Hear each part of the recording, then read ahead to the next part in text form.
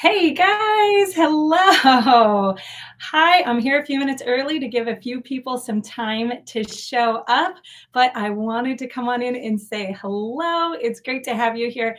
Josh is out on a backpacking trip this week, so that's why we're having a non-normal pantry chat.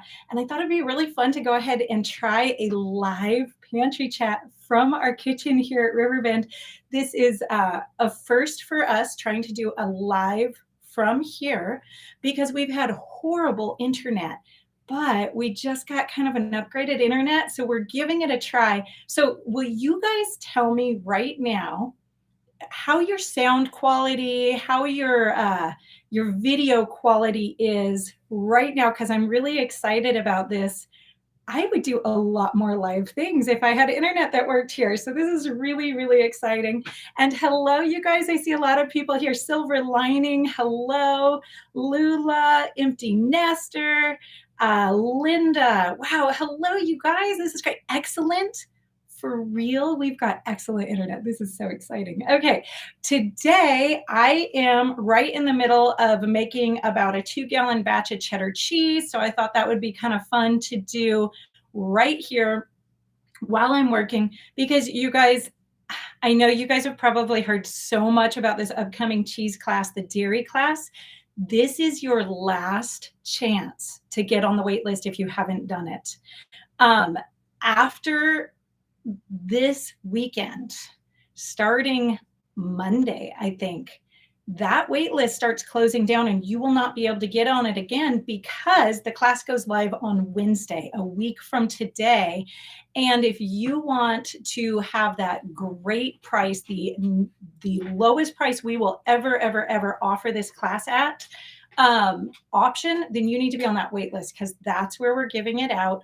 We do this every time we release a new class for you guys, for all of you guys who are our great regular subscribers, people who have supported us through everything. We really love giving back to you guys. And so we make sure that we give a grand opening price. There are no special ads running for this class. This is you guys. This is all for you guys. So if you want to get in on that special price, it's almost, I think it's almost 60% off. We're not even giving the price out publicly yet, but it is the lowest it will ever come out at. So if you want to get on that, you have to get on the wait list right now. I don't think I have the link handy for you. So I don't know if anybody from, if Robin is here or if Annie's here, but if you guys have the link to jump on the wait list and you're here, could you put it in the comments for us? That would be awesome. Now today, because I don't have Josh here, and you know, I get myself into a lot of trouble with multitasking. I will often decide that I can do way too many things at the same time and then something falls apart. There we go. Thank you. Somebody put that link right at the very top, whoever that was. Thank you very much. So if you want to get on that wait list, it is now pinned to the top, it looks like. So I am making cheese and I'm talking to you guys. I'm going to answer all your questions, not just dairy questions or class questions, but just a regular Q&A. And I'm trying to read a little bit here and there what you guys are saying. And I have the questions that you guys have been asking on the latest videos. So I asked my daughter, Rachel, to pop in and help me keep track of what's going on the screen. So hi, Rachel. Hey, guys. Hey. So she's behind the scenes here. She's reading and she will throw out some questions to me as we get going. So, oh, somebody's asking, what is this internet? Jamie, this is Starlink. So this is the new Starlink internet. It's still in beta form. And let me tell you what, this is actually, you know, here we have an internet business. We do YouTube, we have a blog, we have all these things, and we have not hardly had working internet at our house. So it's kind of the joke. We are able to start staying home a lot more now and not have to run out to town to get internet real fast. So this has just been such a blessing for us. So it is working. It has its downsides. I'm not going to say it's some like amazing thing. If you have DSL or fiber options, those are still going to be faster at this point.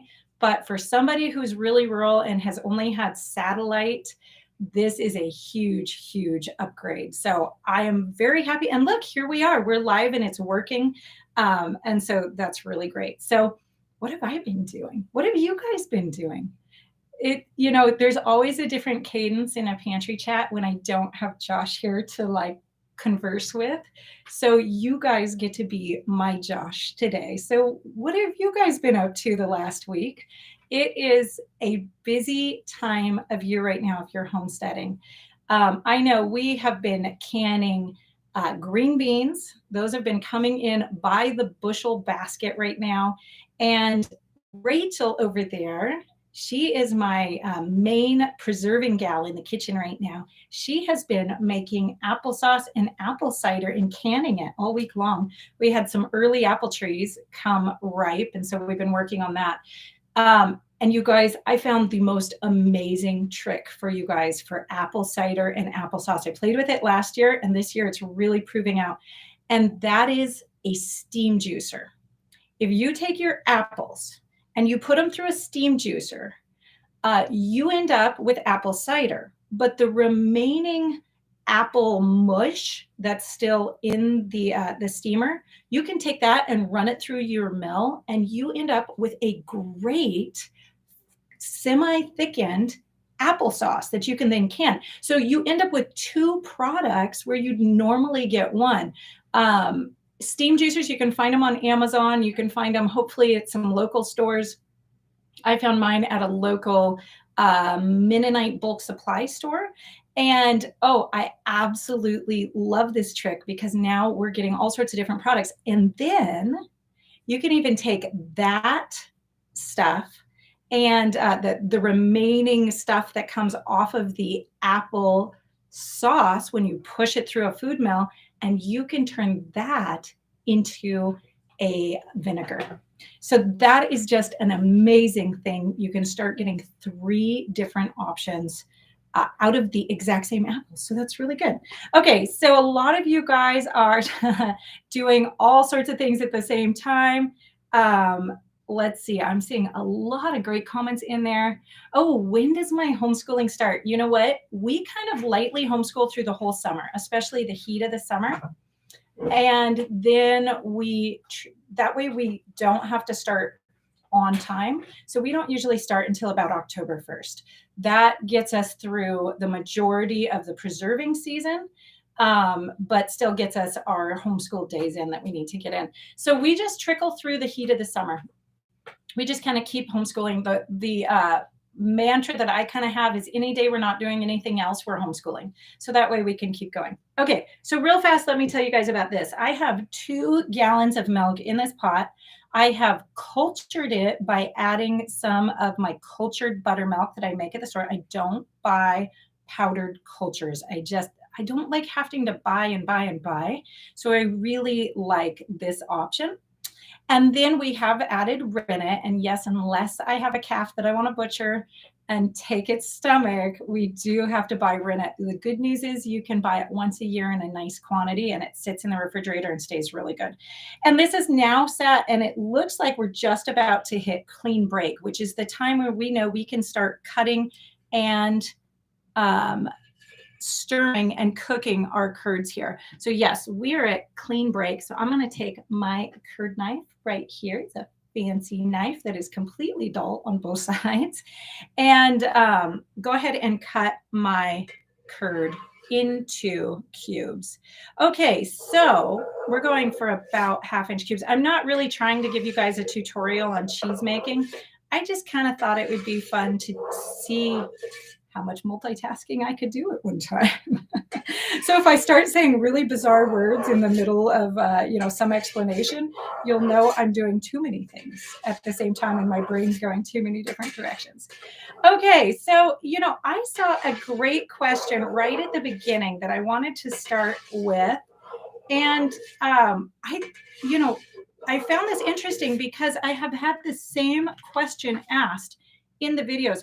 Rachel, would you read that question that was right at the beginning to us nice and clear and loud about finding a partner? See if you can find that. Oh, from Jacqueline Kingery. How do you find a man who is interested in this lifestyle as a woman who doesn't homestead currently? I am a single mother and really want to raise my daughter on a homestead eventually. Okay.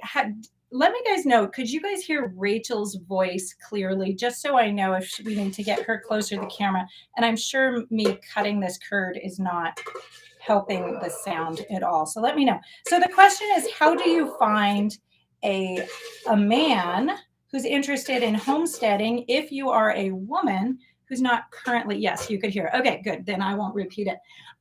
So the reason I found that so interesting is we have this other question here from a man, a Jamie, from an Instagram post, and he's quite serious, and he asked, how would I find a woman who is interested in this kind of lifestyle? I am open to suggestions. So Jacqueline, there are people out there and they're looking. I am the last person in the world who is going to give relationship advice. Josh and I met when I was 16, and by 21 we were married. So I am not one to talk about dating or any of those other things aside from a short season in college where I dated a few different guys. I just really don't have a lot of experience in that world. But I find it great that we can talk about real life things here on the pantry chat, that it's like, yeah, it's not exactly homesteading, but it is. It's what affects our lives. So I know there are people out there and I don't have great options. Does anybody know, is there a homesteading, like a good online dating service? I know people have had good luck with different online dating services, but I know nothing about them. But that would be good. But you know what I would say is, can you go to any of the live homesteading meetups and just, be available there to talk to people and to meet people and start meeting people, and start getting involved in any sort of homesteading education live groups that you can. If you have anything in your area, you might want to start showing up. Thriving Through It All recommends attending the Homesteaders of America conference. Yeah, that is a nice big conference with a lot of people. And I'm, we'll see what COVID does this year, but I know they're hoping to do it live this year. Unlike last year, they had to go to a virtual event.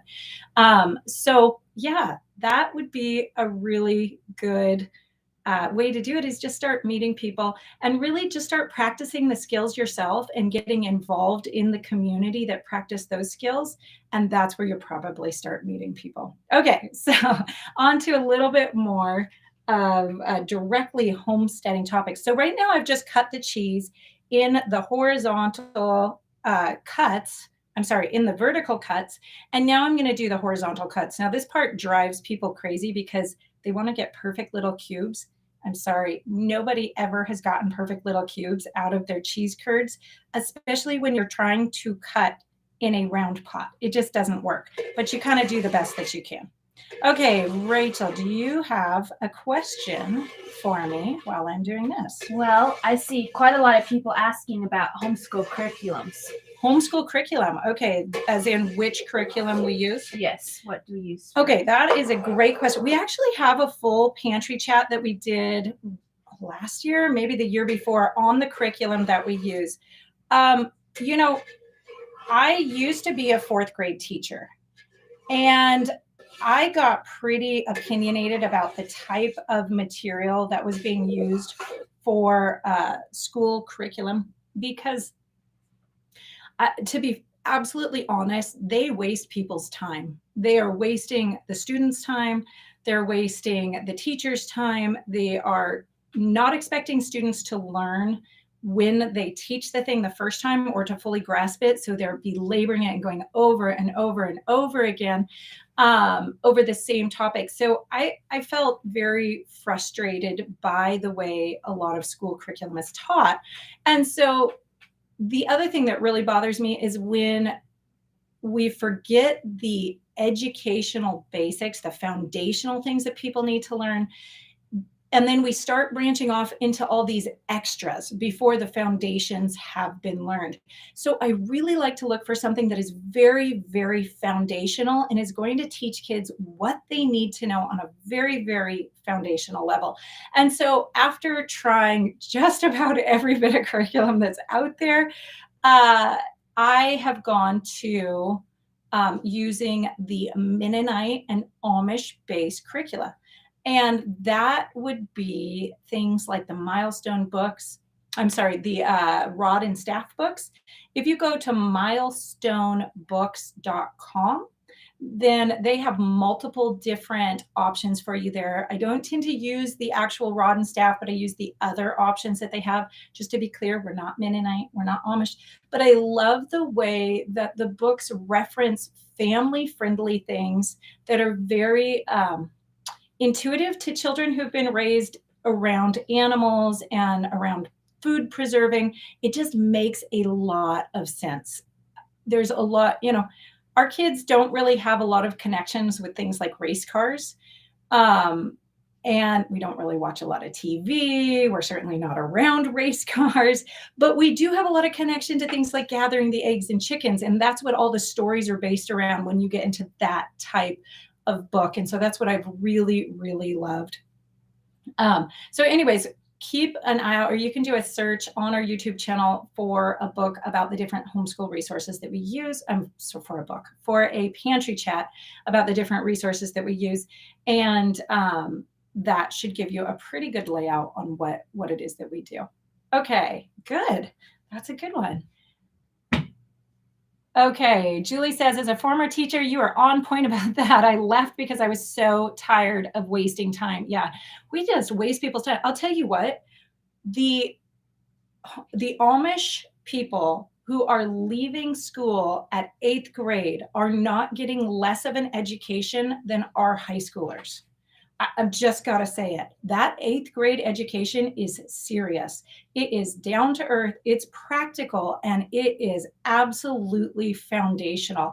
They're just requiring them to actually learn it when they teach it. So that means they know it and they can move on to the next skill. That just really hits all my buttons when it comes to a homeschooler. So anyways, there we go. Okay. So let's see. Let's talk about this question. Laura just asked, do we need a different refrigerator to be a cheese cave? Okay, Laura, cheese caves are a big, big topic. There are a lot of things that you can do to create a cheese cave situation where you're not actually having to get a secondary refrigerator. Now, I say that while saying that if you want to really get into cheese making, if you're really going to get into cheese making and storing cheese and having enough cheese that you're not having to go to the grocery store and supplement with, shredded cheddar from the grocery store, you are going to want a large cheese aging apparatus of some sort. That can be a refrigerator that has the thermostat on it, the extra thermostat on it. I have one sitting over here somewhere. Or it can be a wine refrigerator.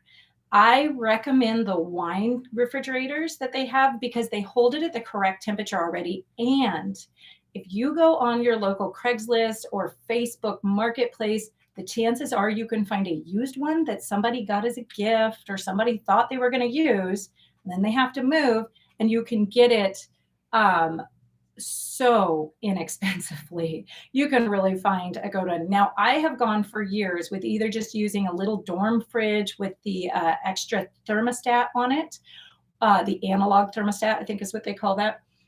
I have even just aged down in the basement where it's kind of cool, even though it's not steady. And that has turned out great. It's not a perfect result, but we're going for practical. It tastes delicious. It ages well. So that for me is good enough without having to get into buying special things. So if you really want to get into it, yes, get yourself something like that. A used refrigerator would be great. But again, those wine caves are so incredibly helpful in a situation like this, just because the temperature is already regulated, so you don't have to add anything. I love that they have a glass front so you can see it. If you really get into it and you have want to purchase a brand new wine refrigerator for that, or you can find one used. You can get them with nice wood slatted shelves that are just perfect for aging cheeses.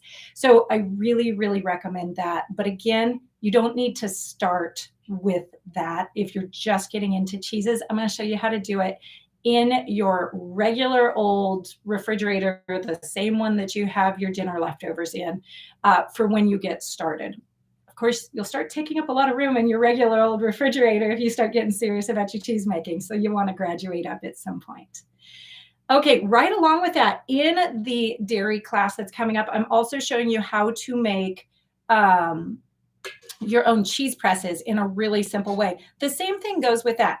If you're going to get serious about cheese making, then you'll want to graduate to a real store-bought press, or if you have a great woodworker in your life, have them make you an actual press, because it'll just save you a lot of fuss and a lot of, messing with things. But you can start with just a couple of dollars on a cheese press. So you can get started very cheaply, very easily, and learn the skill that way. And, I went a long way without buying a cheese press. So you can get a really long way. Okay, Rachel, do you have another question for me here? While she's finding one, I'm just starting to stir my cheese curds here and breaking up any big clumps of curds that I find as I'm stirring, some that got missed in the cutting process, because remember, you're not going to get them right, and that's okay. Okay. So Flo asked, can you use the milk kefir as a culture? Okay, this is a great question. I used to do that, and you can certainly do that for things that aren't aged. It's a great way to go. You can actually make kefir from old kefir. We always tell people we have to start with the grains, but that's not strictly true. You can actually make batches of kefir just like you would a buttermilk, but it degrades pretty quickly from use to use. So you only get a few generations of it before you kind of have to go back to fresh kefir. As far as making cheeses or other things with it, you can do that, especially the fresh cheeses if you're going to culture your fresh cheeses. What I have found, though, is that if you're getting into aged cheeses, you can start getting some unpredictable results if you're using the kefir. That's because kefir has the yeasts in there too, and yeast will start making air pockets and doing some different things in your cheeses. So for that, I really recommend using buttermilk or yogurt as your cultures if you want to keep your own cultures, and for hard aged cheeses. That's not to say you can't play with it. There is nothing wrong with giving it a try. You just won't get consistent results, in my experience, with that kefir versus that buttermilk or that yogurt. Okay. Great question, though, because I know a lot of people are asking that same question. Next one. Kimberly Walters asks, does the dairy class cover how to train a cow to milking? No. Does the dairy class cover cow care of any sort? No, it doesn't.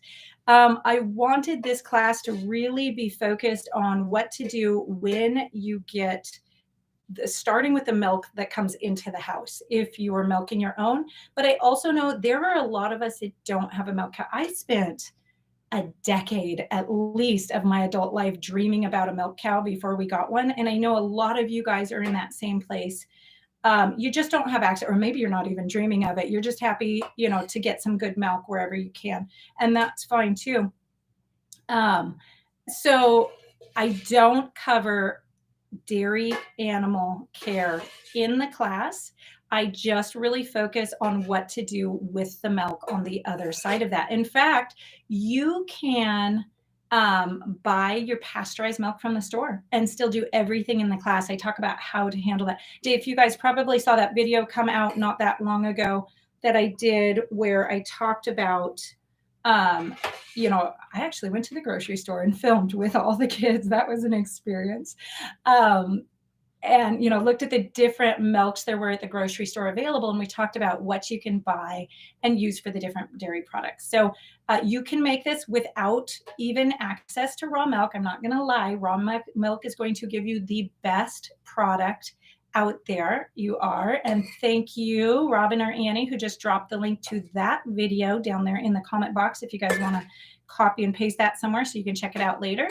But yeah, so no, I don't. But if you need to train a cow to milking, what you really want to do is start out with a good quality stanchion.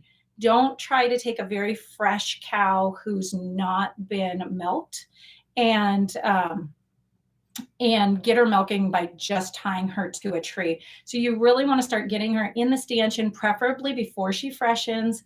Give her lots of love, lots of goodies, brush her down, get her used to being touched, feed her something that she wants in there so that she starts associating that experience with good, pleasant things. And remember, for a cow, it takes 2 weeks to develop a new pattern. Do this for 2 weeks before she freshens if you can. Every day, whatever time you're going to be milking, if you're going to do twice a day milking, get her in there twice a day. I know it's a pain because you have other things to do in your life than go pet the cow twice a day, but it will really make your experience a lot easier. Even if you have a cow who maybe is badly trained for milking, this would be the way to start, especially if you can get her when she's in a dry period and get her retrained to enjoy the experience. And just make sure you're washing her udders and handling her udders a lot so she gets used to it. Okay, great. There we go. Next one. Athena Gabazek, I hope I got that right, asked, how clean do your eggs need to be for water glassing? My chickens seem to love doing business in the boxes, even with cleaning them every day. Yes, that is a problem, isn't it? So what I would say is that if it is manure, you don't really want to put them in the lime. If it is just like a little bit of dirt, sometimes you get those chickens that just will not lay in the boxes. They want to go lay in the little dirt patch. Then I would be comfortable with that. Ducks are notorious for dirty eggs. Again, if it's not for it, it's fine. On my standards, it's just fine as long as it's not manure. If it is manure, I would just really recommend using a different method. Go ahead and give it a good wash and use it right away. Because you just really don't want to be introducing anything with that amount of bacteria into your food preservation methods. Okay, good question though. There are quite a few people out here saying they don't have access to raw milk. What is the best store-bought milk to buy for cheese making? Okay, so store-bought milk for cheese making, if you don't have access to raw milk, you want to look for just pasteurized, not ultra pasteurized. So the thing is that there are several different methods for pasteurizing milk, and some of them give you better cheese making results than others. Even for cultured dairy, they can give you better cultured dairy results than others. So you kind of just have to find what you have that is pasteurized at the store and try one brand. If that brand doesn't give you great results, try another brand, because your results will vary from brand to brand. And so you want to just, make sure that you keep trying it until you find the best results. Don't forget, if you're using pasteurized milk, you have to add some calcium chloride.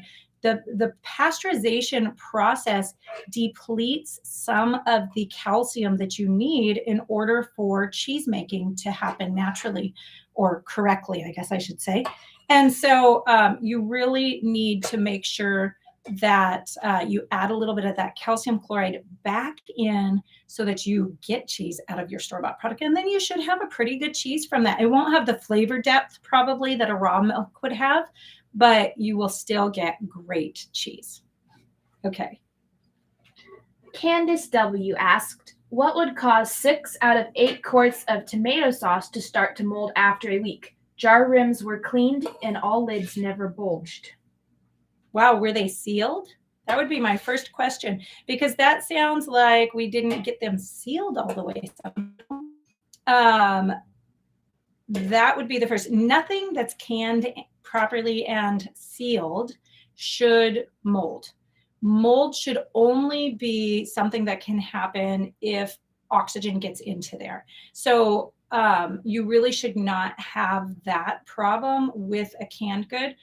The only way oxygen should be able to get in is if you lose your seal. So Candace says, yes, they were sealed. Did you do a full processing time in the water bath canner, or did you use a pressure canner? What did you do for that, Candace? Since we're working through this and I have you here live, how fun is this?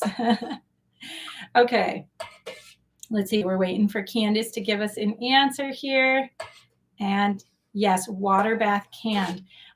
So did you store them with your bands on? Because I'm wondering if you have a false seal going on there, and you've actually lost your seal and then it's resealed, because that should not ever happen.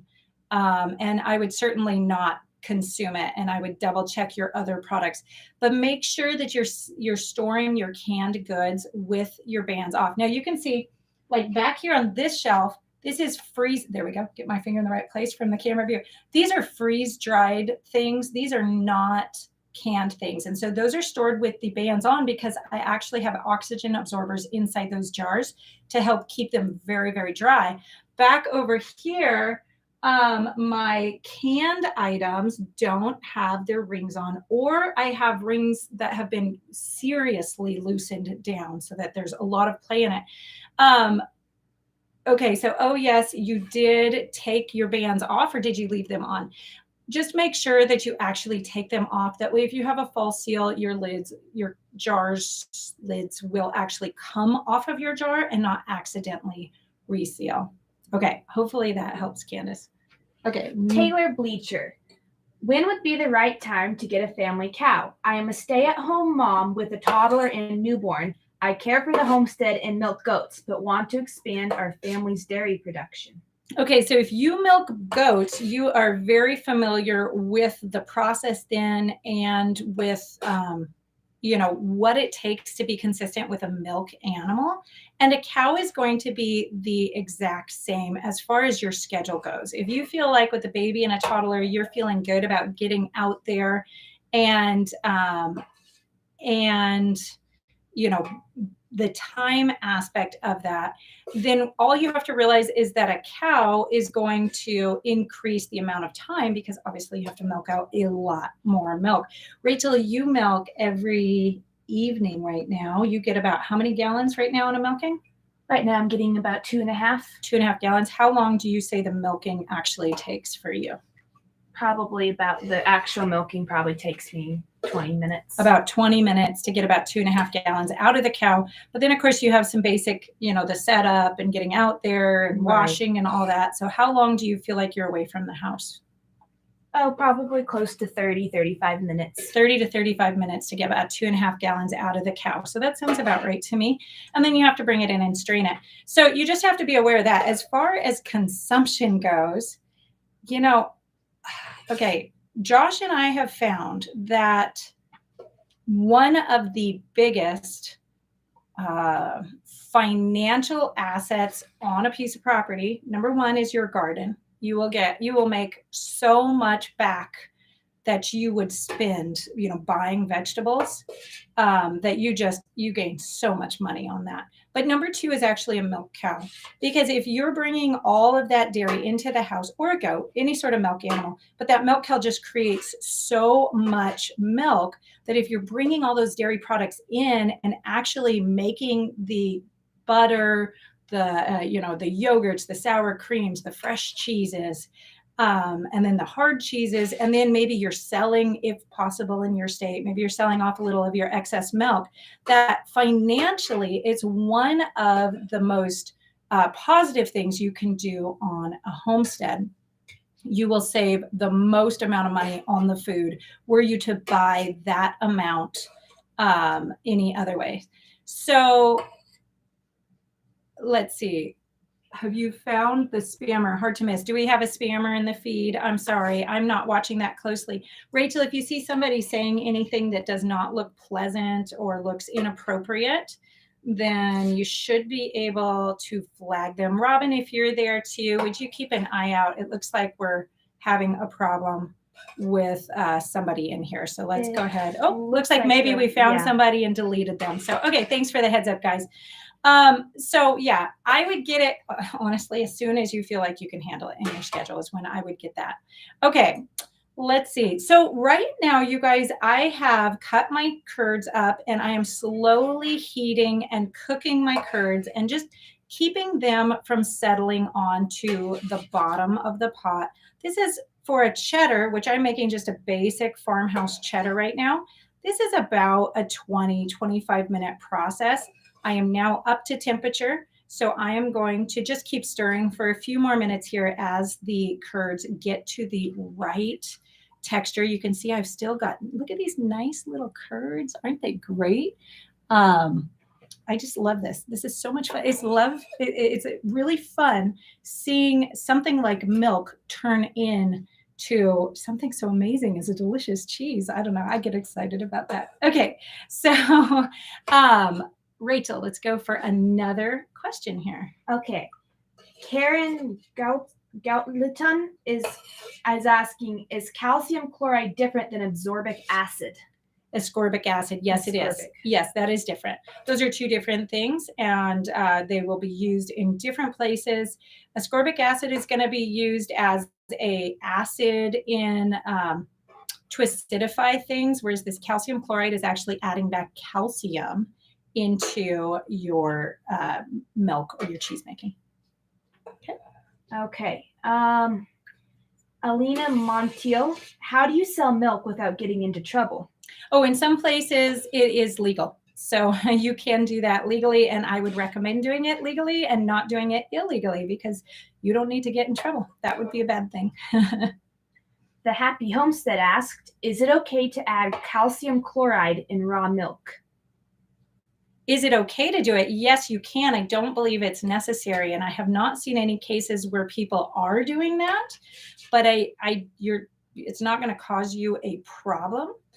To my knowledge. So in fact, the other place that you use a calcium chloride in cheese making is if you want to do a long-term brine. Now, for example, I make a feta cheese and I like to brine it. And instead of, you can't really age a feta cheese and have it be the right texture, but you can create a brine and keep that in a very cold place like your refrigerator, or if you have a really controlled environment like a real cool basement, you could put it in there, and I can keep it like that for 6 to 9 months, no problem, up to a year. So I can be dipping into jars that I have in the refrigerator that are filled with feta cheese. I mean, gallon jars of feta cheese, you guys. Feta is my favorite, I think, all the way around.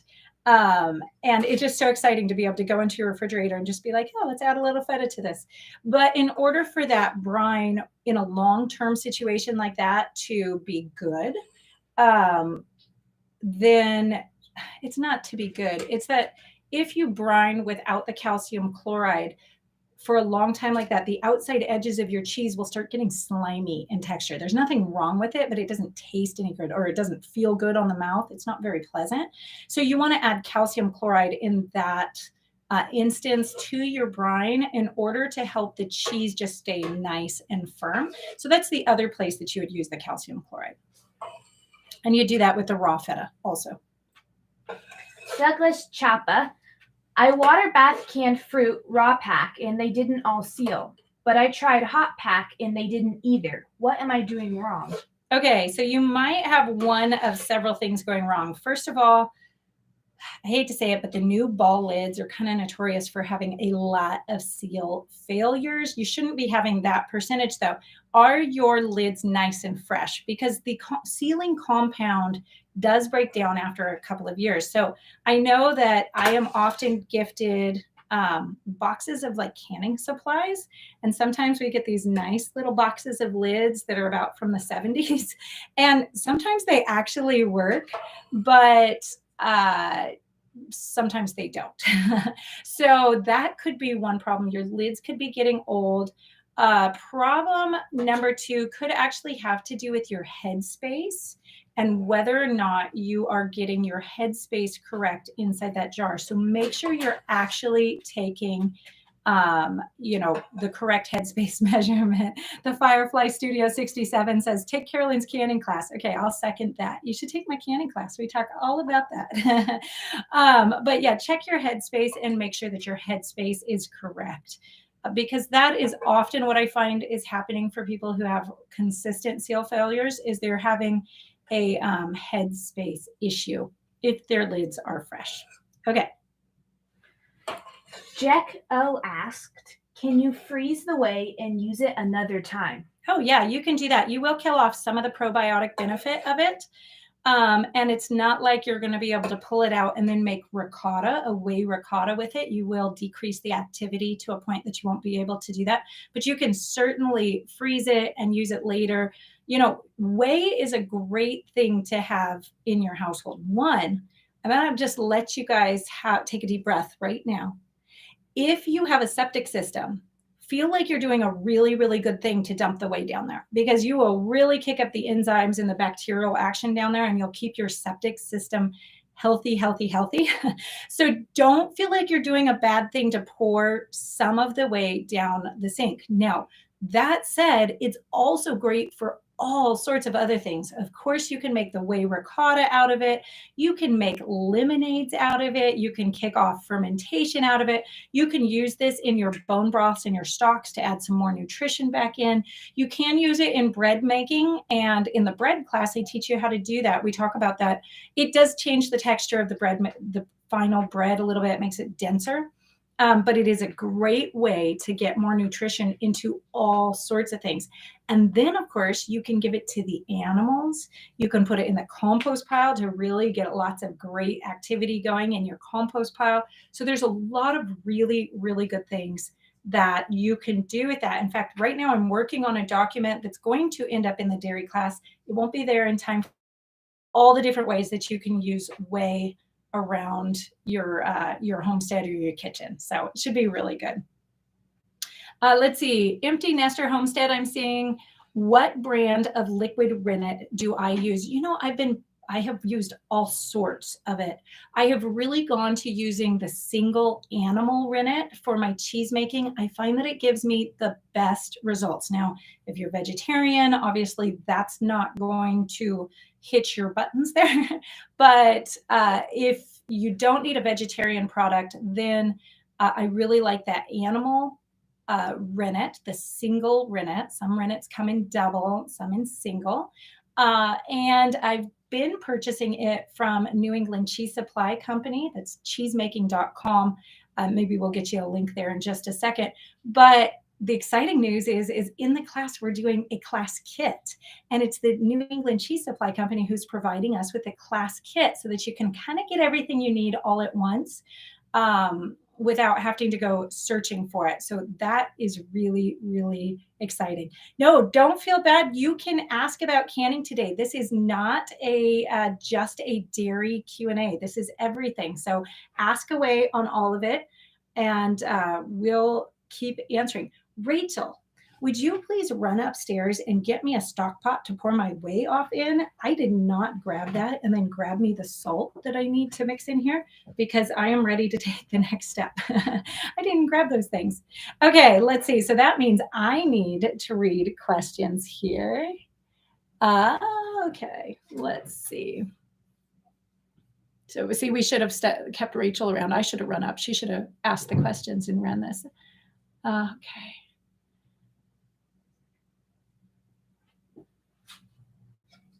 Okay, somebody asked here, Bibic4 asked, how old were your children when you started making dairy products for your family? I have 5 children, ages 8 and younger, and I'm worried that I might be adding too much into my day while also homeschooling. This is probably not the question you want to ask me. I am notorious for doing a lot all at the same time. I'm kind of a doer, and I like doing things. I get bored really easily. And so I just do more things. So I don't know if I am going to be your ultimate source of wisdom here. I started making dairy products when the children were very young, before I was even homeschooling.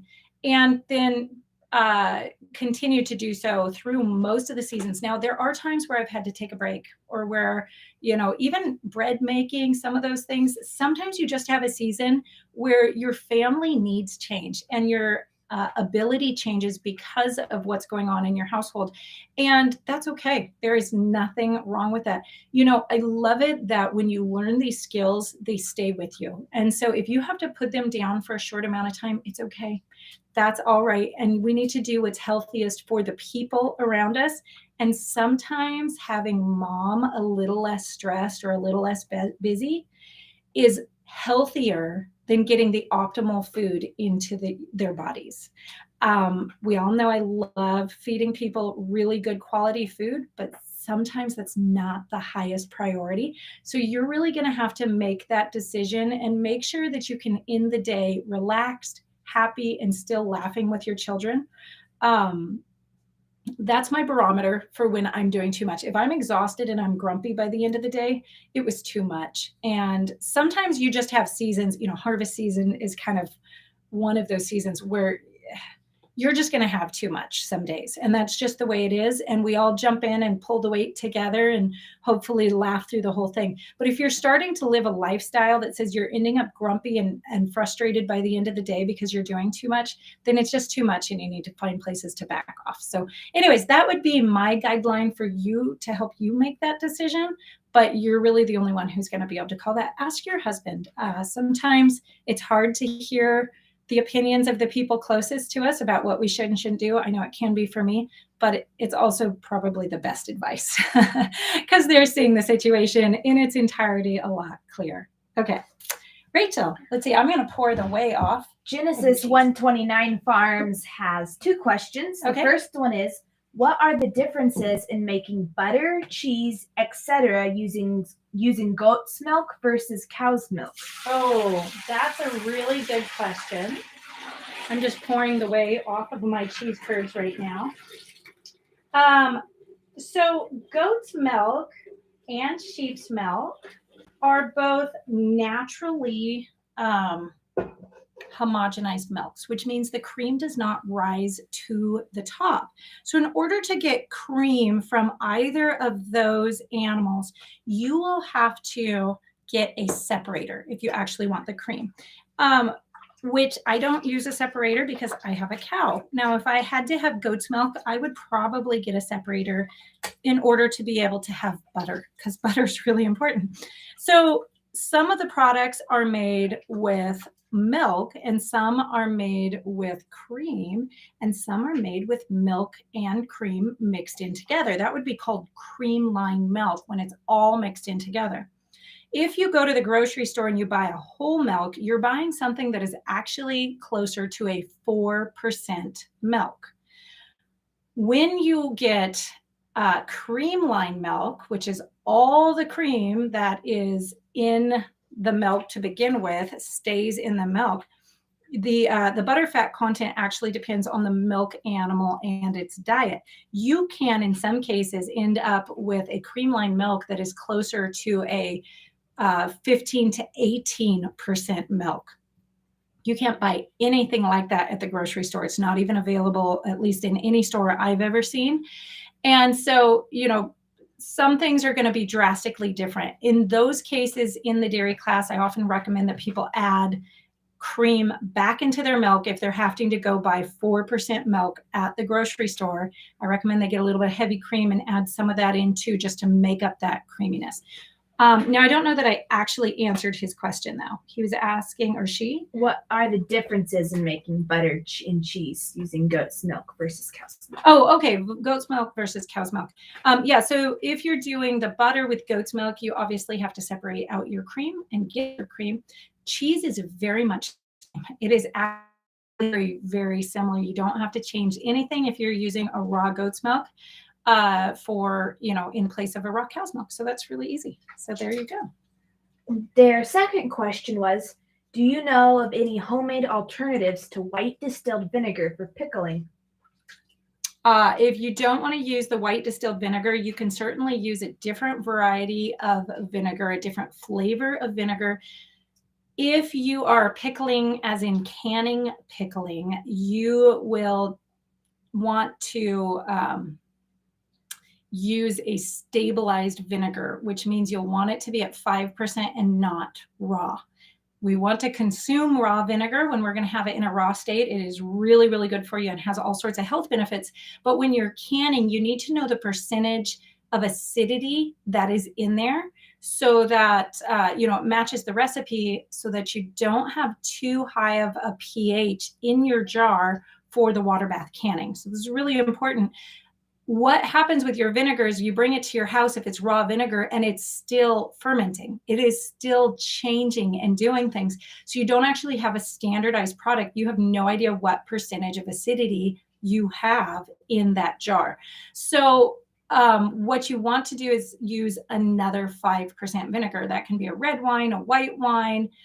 You could play with all sorts of vinegars and that would be fine.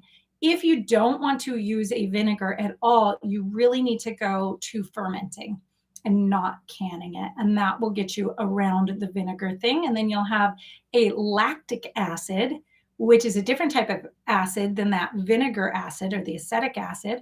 And that will give you the tang, but in a different way without the vinegar.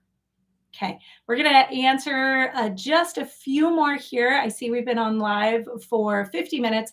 I'll go to the hour mark and then I've got to get on to the next steps of my cheese. Can you guys see my cheese curds? Aren't they looking good? Hey, I want to remind you guys, don't miss this last chance to jump onto the wait list for the dairy class.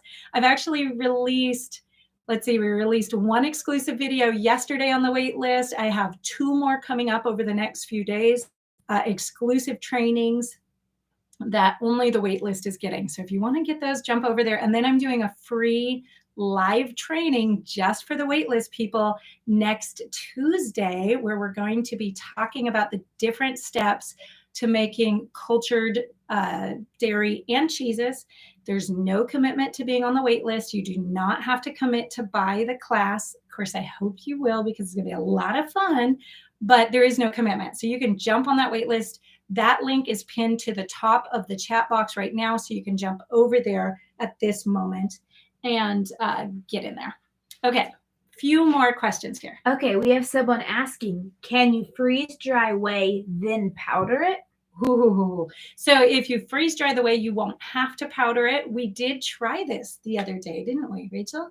We freeze dried our own whey because we do buy whey powder as a protein powder from the, from a store, from a commercial source. And we like adding that into smoothies and different places like that, just to get the extra powder or the extra protein in there. And we don't always have fresh whey to work with. So we decided to freeze dry it, and it powders super easily. It did make a bit of mess of the freeze dryer trays. That was really interesting because most freeze dried things, the trays come really clean. And the whey definitely kind of stuck to it. You don't get a huge amount of whey powder for a full freeze dryer filled with whey, but it definitely dissolves immediately into, I have a spider dropping down right about into, can you see him? Oh my goodness. Hi, Mr. Spider. I think you're going to have to go somewhere else. Okay. There we go. He'll have to relocate. So yes, you could do that. I don't know though what the commercial process is for making a whey powder. So I don't know how different it is from that, just sticking it into the freeze dryer and freeze drying it. I don't know if there's a different part. Do you guys know? Is anybody aware of what the process is if they do anything to the whey in order to make that whey powder before they freeze dry it or dehydrate it, whatever it is that they do? I would love to hear that. Okay, why I have you guys on here live, I had a question from somebody that I wanted to get your guys' help with. And let me see if I can find that one. I have a whole lot of questions here. Okay, here we go. Dee Bailey on an old preserving fruit video that I did, is maybe the second video I ever filmed, asks, I couldn't find anything else here on Homesteading Family about pears. So I hope you get this. Have you ever heard of storing pears in water? My mother-in-law just mentioned that they would do this back in their village in Greece. I can't find anything on the internet, so I was hoping you would know something about it. Dave, I do not know anything about this. I haven't heard about it, but I would love to know about this. Have you guys heard anything about this? Do you have any resources, any stories, anything you can tell us about preserving pears in water?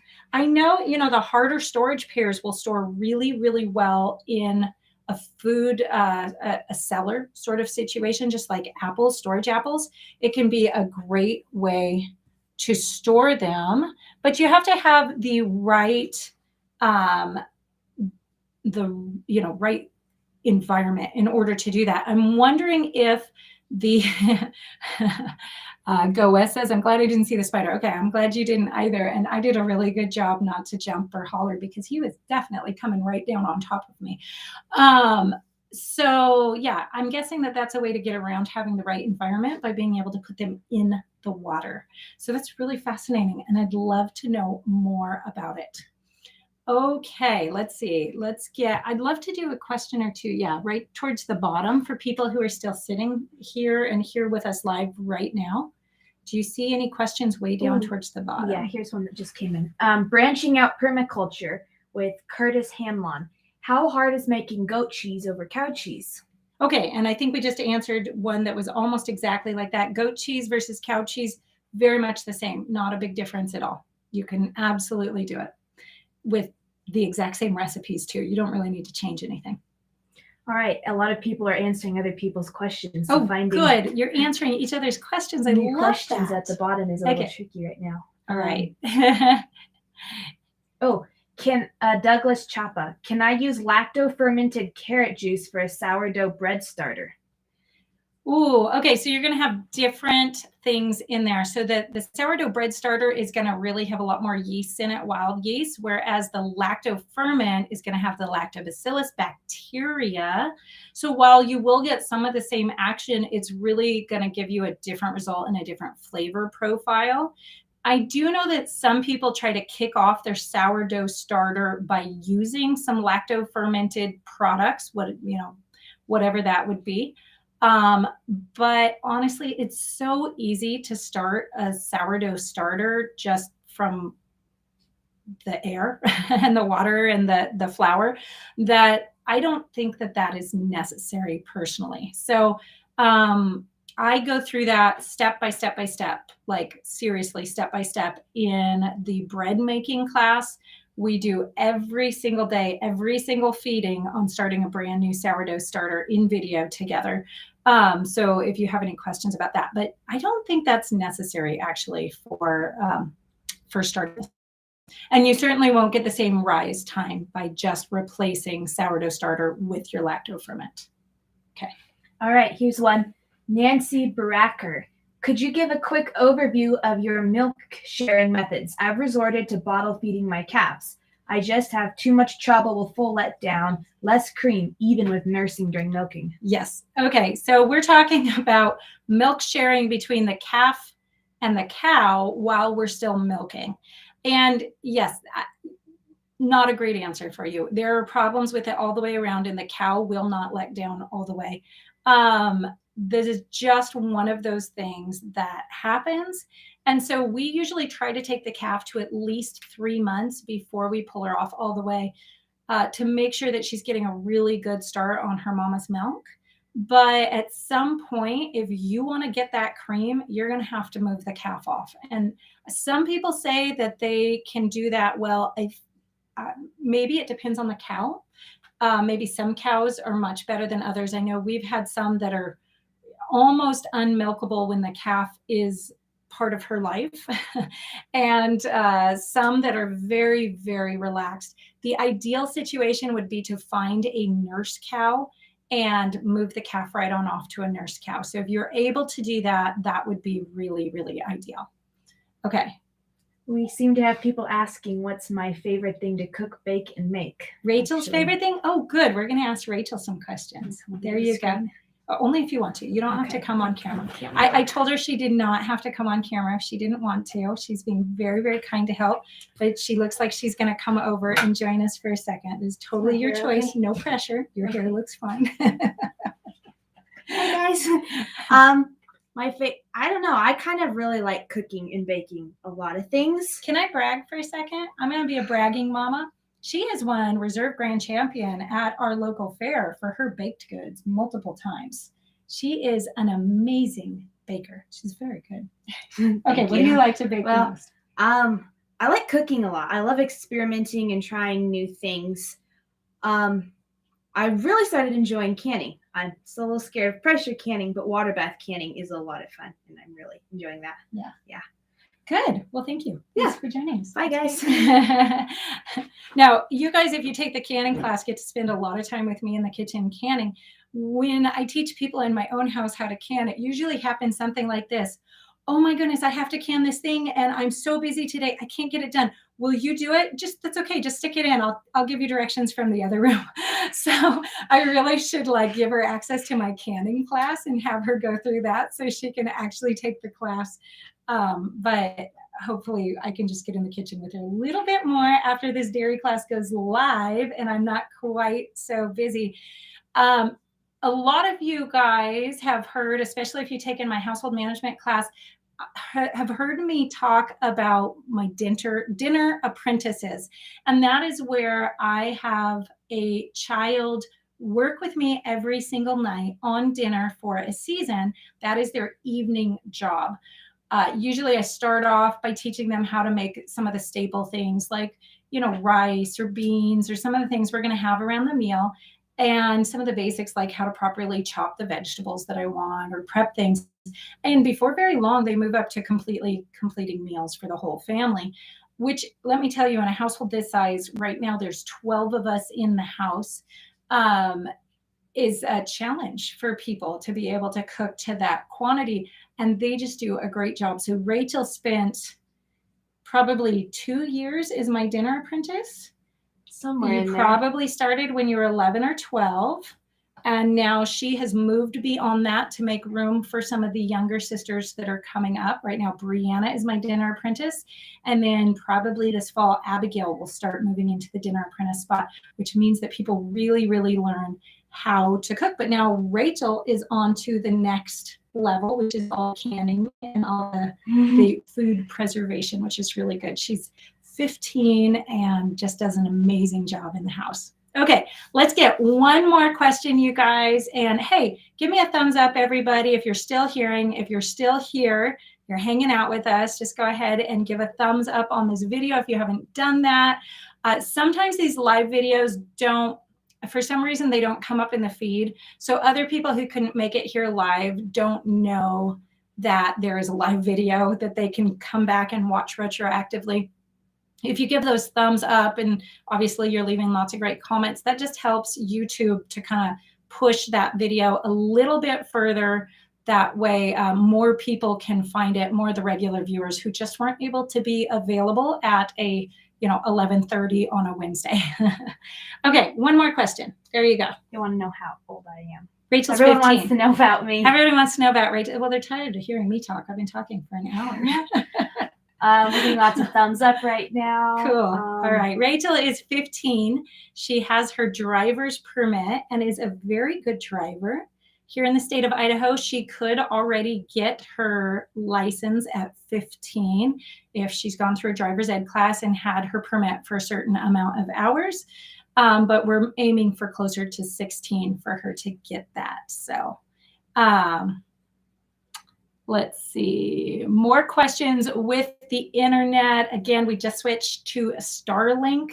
It's still in its beta form. So it's, it has its glitches. It has its lack of communication. Maybe it's lack of directions on setting things up. But it has really, really changed our scenario here, which is why we're here in the Harvest Kitchen this morning, able to actually film here in the house. We have not been able to do this live before. Okay, did you find a question for us? I had one and then I lost it. Where is it? Oh, yes. Will you be making any more videos for your home management course? Yes, I will be. In fact, I am hoping that next year I'm going to turn that into an actual complete masterclass. So I know for some of you guys who jumped in there early, some of the videos are the videos that are just off of YouTube at this moment. And then there's some exclusive videos in there as well as some other resources. This is the plan is to turn this into a complete masterclass. And if you have purchased in at the lower price that it is right now, then you will get that upgrade for free. So household management is one of the things that I love getting to talk about. I just find that it is so, I had nobody who had a homesteading, homeschooling life around me when I grew up as any other moms when I grew up, when I had young children, when my children were very young. And so I really had to learn things the hard way. A lot of trial and error, a lot of digging into old manuals and books and watching videos and asking everybody I could find how they did things to find practical ways of running a household that actually made sense when it comes to producing the amount of food that we produce and working all together in a large family. And so I really, really want to share that information with you guys because it's hard to find and it's really practical. And I think we're going to see as our world is changing little bits at a time that we really need to relocalize at home a little bit more and be a little bit more producer minded rather than consumer minded. But making that fit into life is really an important thing because it doesn't just naturally fit into a modern life. And so, yes, that is something that I'm so excited to update that class and put a lot more really great information into there for you guys. But I got to tell you that being at the very end of creating this dairy class, this class is a massive, it's got over 60 lessons in it, full video lessons. I'm still finishing up the advanced cheese portion of the class. Some of those will not be live when the class goes live, but they will be put in place by the end of September. It's kind of like asking somebody who's just gone through labor if they're ready to have another baby. Like I'm going to have to take a month or two of relaxing before I'm ready to commit to the next class. But I do hope to do that. And I hope to really, really be able to make that a master class with lots of great information in there. Okay, I know I keep saying one more, but I'll do one more question and then we're going to wrap up. Here's one from Wife Mama Teacher. Cool. How do you balance work being online and not wasting time online? Oh, yeah, that's really good. First of all, we have platforms on things like Instagram, Facebook, Pinterest for homesteading family. And those are some of the first things that we hired out to somebody else because you can spend so much time, you can waste so much time on those platforms. So personally, I almost never open any of those platforms at all. And I don't do it in business except for when I need to. When I was having to get on social media platforms for homesteading family work, I would seriously set myself a timer right in front of me and make it done because you can get down a rabbit trail so fast when you're doing that. I also like to set hour parameters. Right now, I'm not working in them with the wrap up of this dairy class, but I like to try to contain my business hours to certain hours in certain days out of the week. So I'm not taking too much away from the family.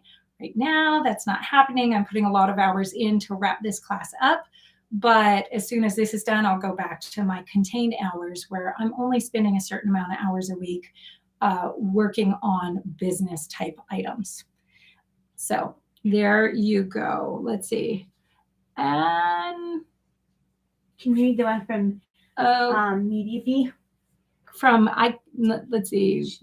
Can you read it? It moved too fast for me. She says, sorry, I keep asking. I'm at work right now. But okay, go up. What is your experience with internet in rural areas? Oh, okay. So Media Bee, just go ahead and watch. I've answered that one twice now. When the replay comes out, you can just watch the beginning. I talked about it right at the beginning of this video, so you can go back. But we are on Starlink right now, and it's been great. Okay, you guys, I better move my cheese on to the next step, which is going to be to get it into the cheese form and into the press. And it has been great hanging out with you guys, though. Thank you for showing up today. Thank you for hanging out with me. I love all your questions. Josh and I will probably do a pantry chat Q&A coming up really soon, and I will pull your questions that didn't get answered today and put those in the lineup for that Q&A. Don't forget, go click that link right now to get on the wait list. You just need to put your name and your email address in, and then you will get a welcome email to the wait list for the dairy class that goes live on Wednesday, September 1st. It's almost here. It's going to be so much fun. And for those of you guys who are on the wait list, make sure if you're planning on purchasing the class that you get that September 1st date marked on your calendar, because I'm going to give away a really, really, really special surprise for people who buy the first day only. That's because those people are usually our best supporters, the people who are just really with us through everything. And I really want to get this super special item out to you guys. This is going to be covering seriously old-fashioned skills, and you're going to be excited. I'm excited. Okay, thank you guys for joining us. We'll take care. See you guys really soon. Goodbye.